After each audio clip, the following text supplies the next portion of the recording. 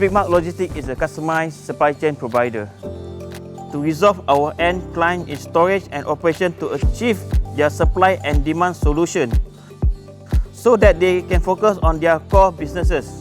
With our client repeat high demand to keep it up, we need to find a best automation system to enhance our storage and picking process, which our traditional picking process unable to meet the KPI of client high throughput.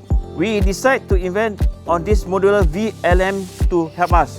Modular VLM help in space optimization with recover up to 90% of value floor space, save time in picking and improve picking efficiency and accuracy, increase our productivity, and lastly, and reduce the risk of injuries. Modular VLM able to protect client product in safe, organized storage compound, prevent and mishandling picking.